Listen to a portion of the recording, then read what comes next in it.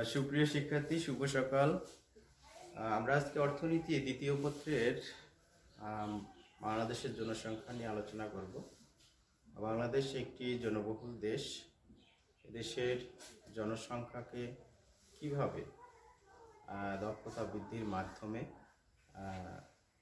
কর্মসংস্থান সৃষ্টি করা যায় বা একটা দেশের অর্থনৈতিক উন্নয়নে কিভাবে দেশের জনসংখ্যাকে সম্পৃক্ত করা যায়, সেজন্য প্রয়োজন এদেশের জনসংখ্যা তথা মানব সম্পদের উন্নয়ন করা। আর সে উপলব্ধি থেকে বাংলাদেশ সরকার মানব সম্পদ উন্নয়নের জন্য বিভিন্ন কর্মসূচি গ্রহণ করেছে। তার মধ্যে একটা অন্যতম কর্মসূচি হচ্ছে নারী শিক্ষা এবং নারী উন্নয়ন। যেহেতু বাংলাদেশের প্রায় অর্ধেক নারী, তাই প্রায় অর্ধেক জনগোষ্ঠীকে যদি এদেশের অর্থনৈতিক উন্নয়নে বা উন্নয়ন কর্মকাণ্ডে সম্পৃক্ত না করা যায়, তাহলে কাঙ্ক্ষিত উন্নয়ন সম্ভব নয়। তাই এ ধরনের বাস্তবতা থেকেই সরকার নারী শিক্ষার উন্নয়নে বিভিন্ন পদক্ষেপ গ্রহণ করেছে। সেই পদক্ষেপগুলো নিয়ে আমরা আলোচনা করব, যে সরকার কি কি পদক্ষেপ গ্রহণ করেছে এবং সেগুলো বাস্তবায়ন করছে। তার আগে আমরা জেনে নেই যে আসলে মানব সম্পদ উন্নয়নটা কি। কোনো দেশের জনগোষ্ঠীকে প্রয়োজনীয় স্বাস্থ্য, চিকিৎসা, শিক্ষা, প্রশিক্ষণ এবং মানসম্মত বাসস্থানের নিশ্চয়তা প্রদানের মাধ্যমে দক্ষতা বৃদ্ধির প্রক্রিয়াকে বলা হয় মানব সম্পদ উন্নয়ন। এখন আমরা নারীদের শিক্ষা ক্ষেত্রে বা নারীর উন্নয়নে সরকার যে সকল পদক্ষেপ গ্রহণ করেছে সেগুলো নিয়ে আমরা আলোচনা করব। প্রথমত,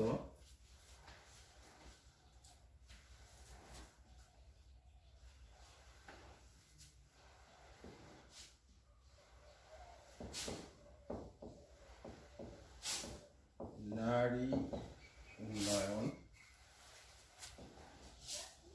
নীতি 2011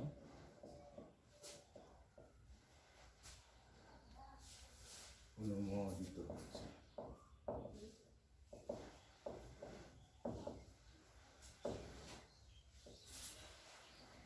যার লক্ষ্য নারীদের শিক্ষিত ও দক্ষ মানুষ, যার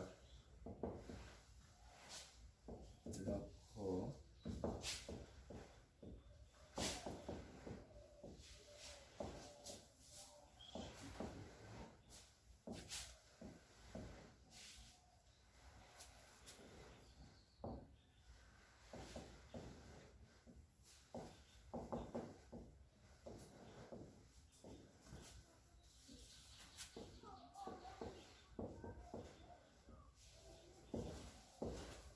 গড়ে তোলা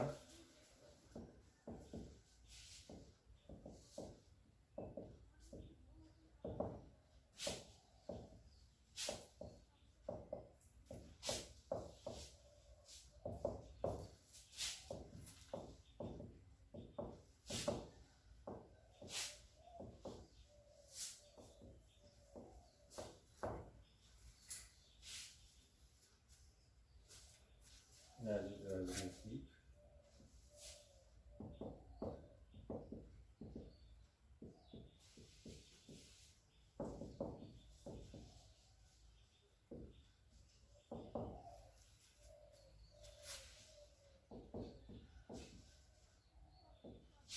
প্রশাসন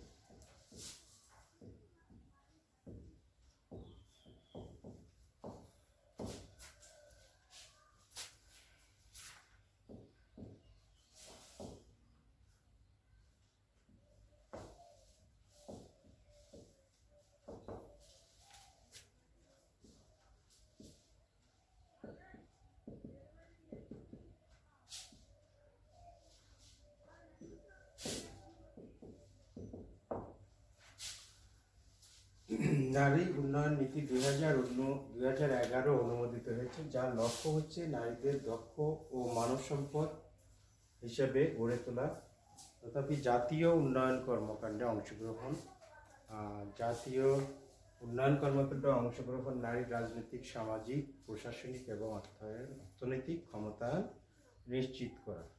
তাহলে সরকার নারীদের উন্নয়নের ক্ষেত্রে একটি গুরুত্বপূর্ণ পদক্ষেপের মধ্যে হচ্ছে একটি যে জাতীয় নারী উন্নয়ন নীতিমালা 2011 অনুমোদন করা হয়েছে, যার লক্ষ্যই হচ্ছে নারীদেরকে শিক্ষিত এবং দক্ষ মানব সম্পদ হিসেবে গড়ে তোলা।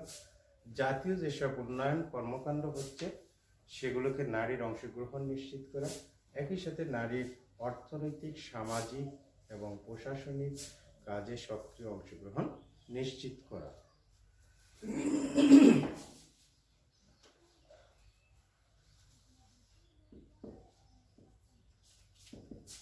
নারী ও শিশুর উন্নয়নে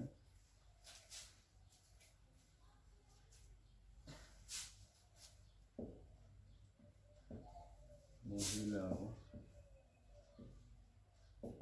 শিশু বিষয়ক মন্ত্রণালয়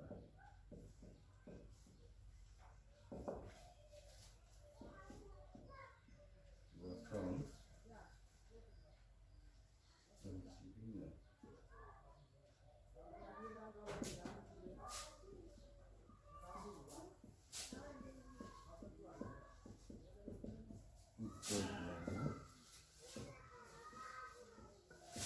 হয়েছে, যেমন অতি দরিদ্র, নিরাপত্তাহীন, অতি দরিদ্র, খাদ্য নিরাপত্তাহীন, বিত্তহীন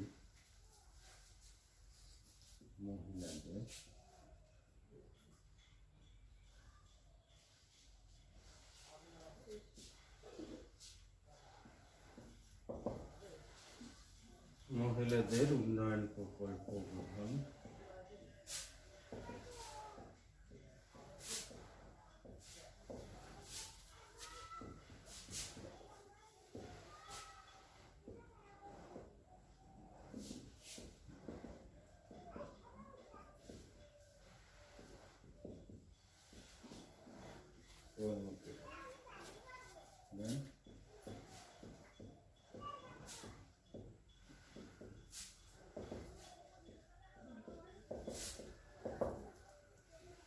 তাহলে নারী ও শিশুর উন্নয়নের জন্য মহিলা বিষয়ক মন্ত্রণালয় গঠন করা হয়েছে, যার মাধ্যমে বিভিন্ন প্রকল্প গ্রহণ করা হয়েছে। যেমন অতি দরিদ্র মহিলা, তারপরে সমাজের বিত্তহীন মহিলা এবং খাদ্য নিরাপত্তাহীন মহিলাদের জন্য বিভিন্ন প্রকল্প গ্রহণ করা হয়েছে, এবং একই সাথে নারীদের কর্মসংস্থান সৃষ্টি হয় এ ধরনের প্রকল্প হাতে নেওয়া হয়েছে।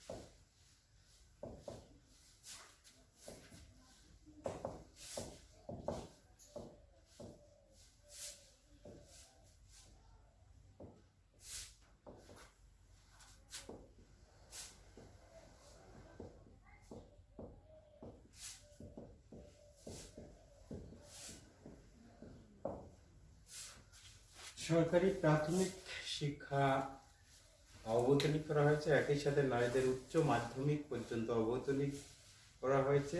পাশাপাশি নারী শিক্ষাকে উৎসাহিত করার জন্য স্নাতক পর্যায়েও অবৈতনিক ঘোষণা করা হয়েছে।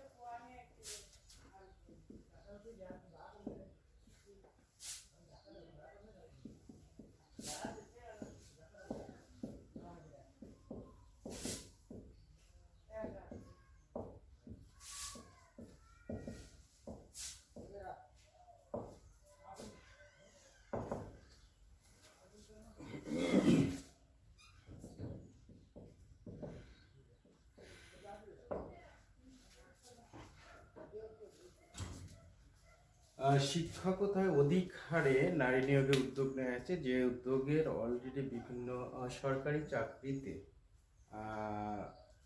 নিয়োগ করা হচ্ছে। তাছাড়া সরকারি বিভিন্ন চাকরিতে মহিলাদের জন্য নারী কোটা সংরক্ষণ করা হয়েছে।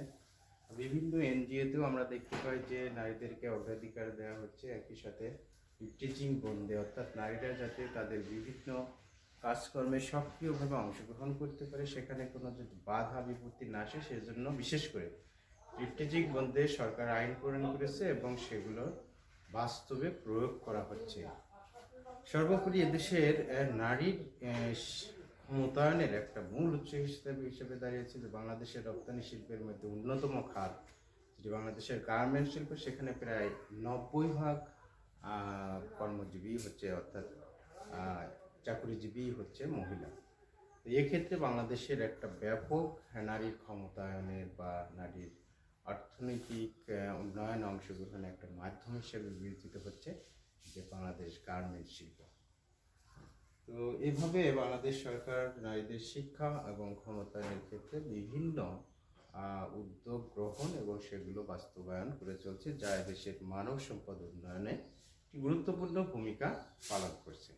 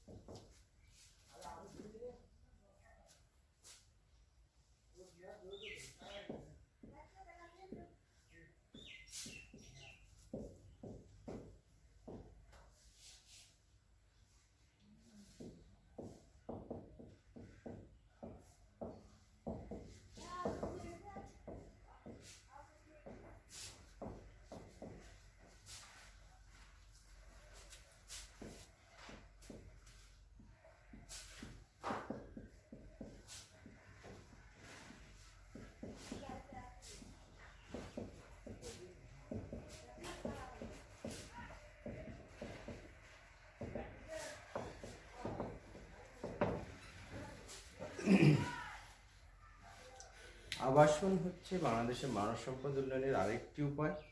বাংলাদেশ একটি জনবহুল দেশ। এদেশের জনসংখ্যা বৃদ্ধির সাথে সাথে আবাসন সমস্যাও প্রকট আকার ধারণ করছে। আর সেই উপলব্ধি থেকেই সরকার আবাসন ক্ষেত্রে বিভিন্ন পদক্ষেপ গ্রহণ করেছে। যেমন সরকার আবাসন সমস্যা সমাধানের জন্য, বিশেষ করে দরিদ্র জনগণের জন্য সরকার গৃহায়ন তহবিল গঠন করেছে এবং সকলের আবাসন সুবিধা নিশ্চিত করার জন্য সরকার বিভাগীয় ও জেলা শহরে ৭৫,৬৬৮টি এবং উপজেলা শহরে ২,১২,৯৯৮টি ফ্ল্যাট নির্মাণের উদ্যোগ নিয়েছে।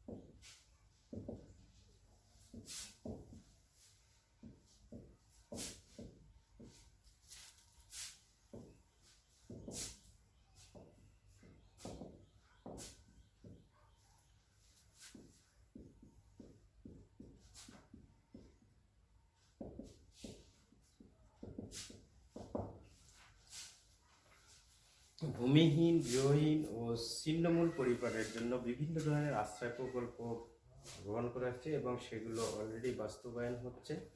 এছাড়া চর, হাওর, বাওর ও সমুদ্র উপকূলবর্তী এলাকার মানুষের জন্য বিভিন্ন সরকারি জমি বরাদ্দ এবং পরিবার প্রতি 15,000 টাকা প্রদানের উদ্যোগ নেওয়া হয়েছে।